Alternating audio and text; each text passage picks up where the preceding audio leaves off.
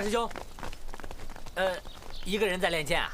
好，师傅教了我一套剑法，我怕记不住，所以拿木剑练练。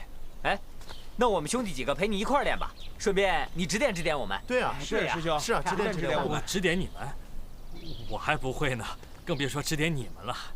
大师兄你就别客气了，二师兄常跟我们说，大师兄那招听涛劈浪堪称是天下无敌，而且那天你就是用那张听涛劈浪杀死了岳掌门，还吓跑了那个东厂太监。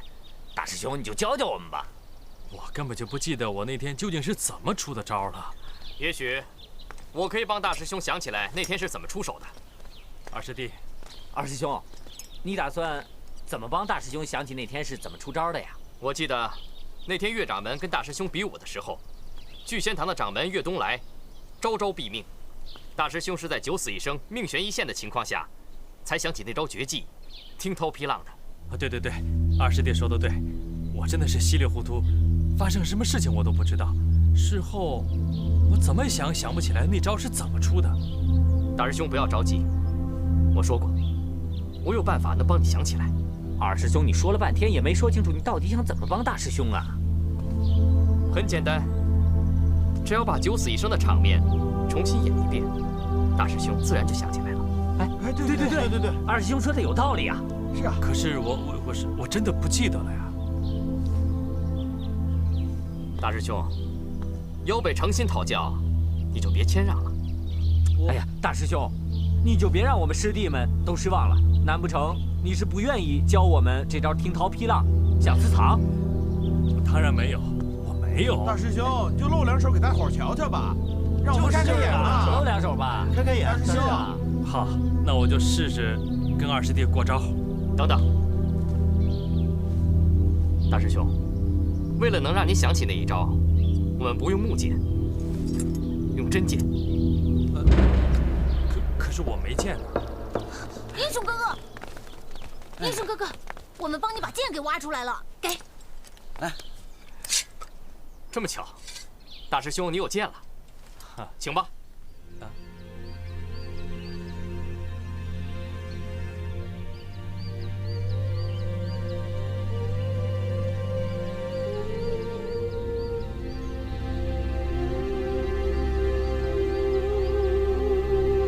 顾宏兄，希望你在天之灵不要怪我。婴儿生性纯良，我不希望他越走越错，再一次沦为被奸人利用的杀人工具。所以，我不希望他回想起过去的种种。我只能传授他只守不攻，仅仅只能保护自己的剑法。但愿顾宏兄能谅解战谋的用心。大师兄，小心了。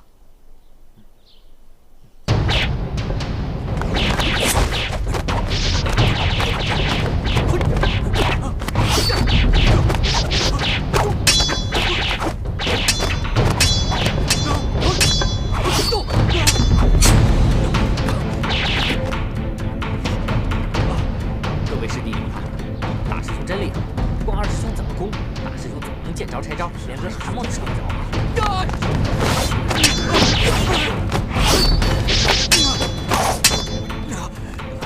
大师兄，你那招听涛劈浪我也练过，你要再只守不攻的话，就太看不起兄弟了。别误会，我没那个意思。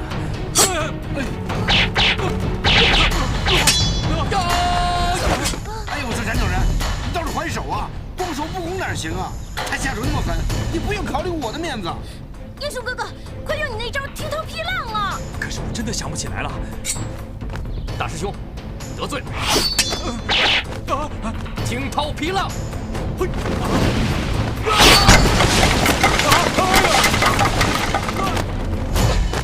大师兄，哎呀，你这笨鸟！大师兄，没事吧？怎么样？你没事吧？大师兄，你没事吧？我没事，没事。姚北哥哥，你怎么下手这么狠呢？他是你大师兄啊！对呀，太过分了呀！你们还是师兄弟呢，真拿家伙劈死他呀！二师兄，这次你真的太过分了，你下手那么重。是二师兄，你出手太重了。我没有啊。大伙儿不要再怪二师弟了，要怪只能怪我太笨。大师兄，你就别再替二师兄说话了。二师兄，你怎么这么过分啊？你怎么能这样对大师兄呢？灵儿，他们不了解我也就算了，你还不了解我吗？你别再说了，这是我亲眼所见，你还有什么话好说？我什么都不用说了。师傅，爹，都跟我来。立即派人将这2面免死铁券送返京城，交给9000岁，禀告9000岁，在下已确认了神机营叶红影的下落，只需稍待数日，我便可带着叶红影返回京城，交给9000岁亲自发落。是长公。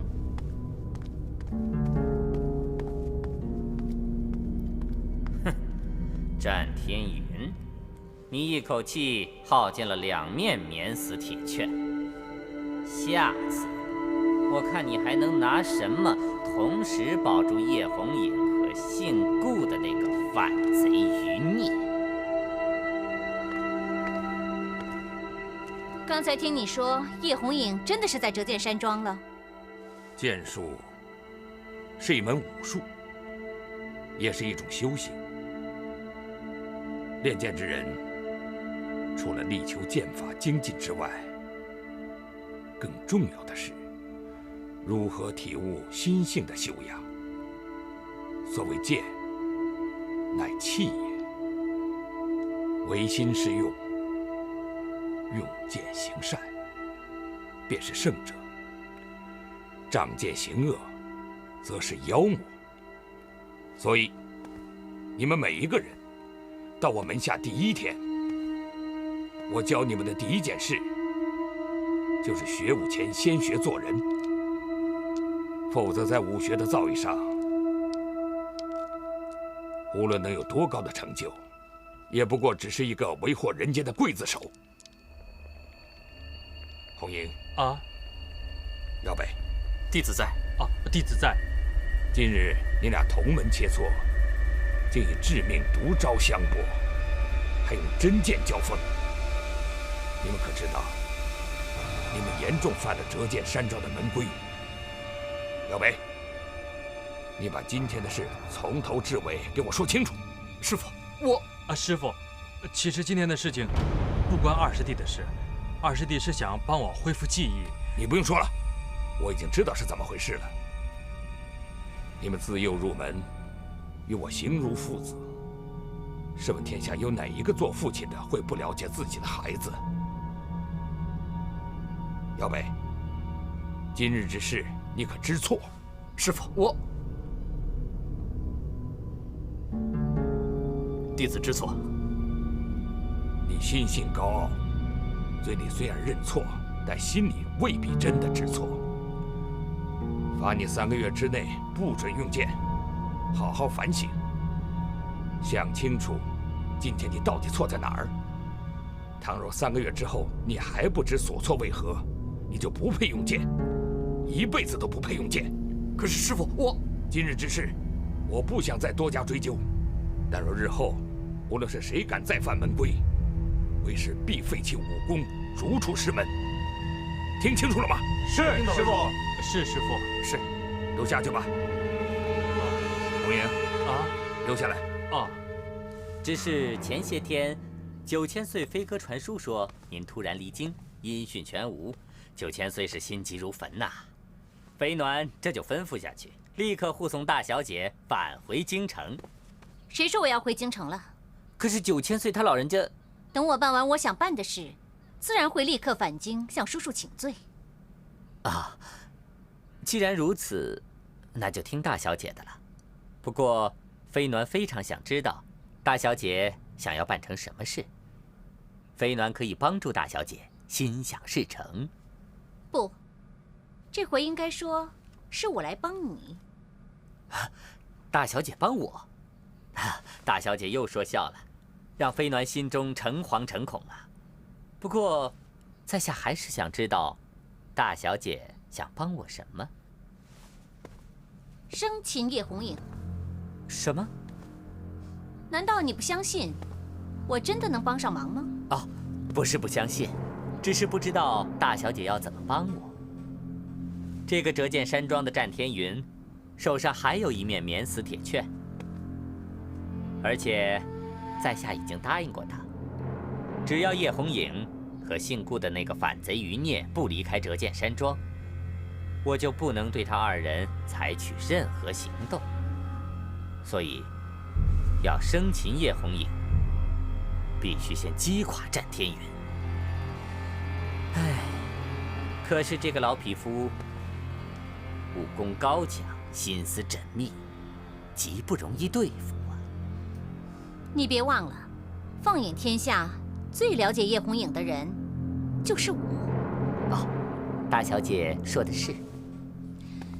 实不相瞒，日前我已经来到此地，早已将折剑山庄的大小事宜打听得清清楚楚。战天云门下排行老2的弟子江瑶北，此人心高气傲，一心想继承折剑山庄庄主之位。也许利用他，是对付叶红影和战天云最有力的棋子。还记得你小的时候，总喜欢吵着要为师带你到这儿来玩吗？那我小时候是不是很淘气，很不听话，常惹师傅生气啊？你小的时候确实很淘气，可是众多弟子里面，你是最聪明、最讨师傅喜欢的一个。哎，真的吗？可是我听其他师弟们说，后来我就被师傅送走了。如果师傅真的喜欢我，为什么要把我送走啊？这个，师傅您怎么了？我总觉得师傅有好多事情不想让我知道。因为有好多事情让你知道了，反而不是好事。师傅，您又开始说我听不懂的话了。哼，既然你听不懂，那我就不说了。还记得这把剑是为师送你的吧？一般的剑都是双锋双刃，而这把剑为什么却只是单锋？你可知道为师的用意？凡事都不要做得太绝，留一点余路给人家走，明白吗？哦，师傅说得很明白，但是我听得很糊涂。不过师傅您放心，我回去以后一定会把您所说的每一句话认真地想清楚的。以你的资质，一定会明白为师这句话的含义。哦，对了，师傅，还有一件事我不明白。你想知道什么，你就问吧。师傅上回借给我的那把剑是断剑，既然剑都已经断了，为什么干脆不把它扔掉，换把新的呢？因为剑是我断的，留着它警惕自己，不要再犯同样的错误。师傅犯了什么错？年轻的时候，我醉心虚名，妄想名扬天下，成为江湖中人人敬仰的天下第一剑。最后，我做到了，可是换回来的是永无止境的内疚和后悔。所以，10多年前，我把这个阳明山庄改为现在的折剑山庄，目的就是告诉天下的人，当时风华一时的战天云已经不复存在。如今的老朽，只是个淡泊名利、视虚名如粪土的乡野匹夫，一心退隐江湖，告别所有的恩怨。就像现在，希望你留在师傅的身边，永远不踏出折剑山庄一步。这么说，师傅，我以前也是身在江湖，和许多人结仇结怨。我说过，以前的事情你就别再想了。哦，是。